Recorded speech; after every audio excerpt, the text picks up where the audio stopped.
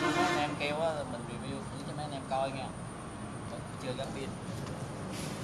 Nay review cái này là máy bay KI 101, mua cho nhỏ cho lớn chơi ké.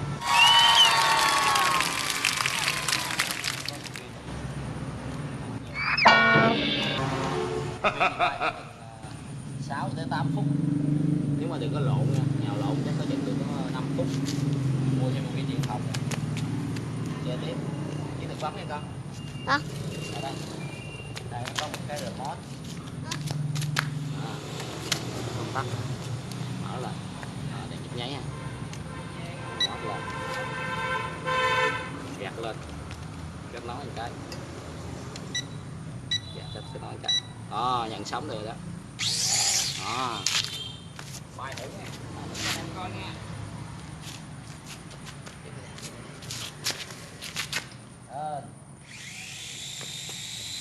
Đấy, xích ra đó, đứng ở đó đi.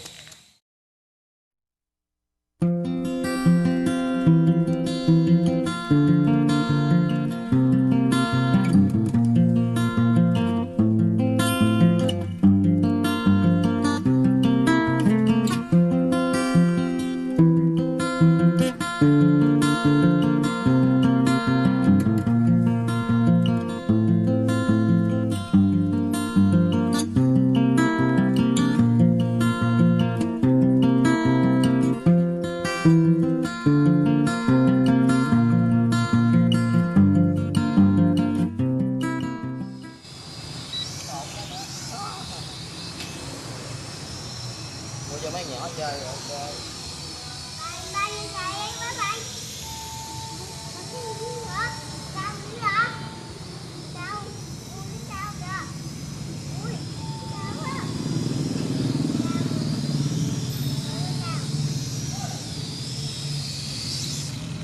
Rồi ok, cảm ơn.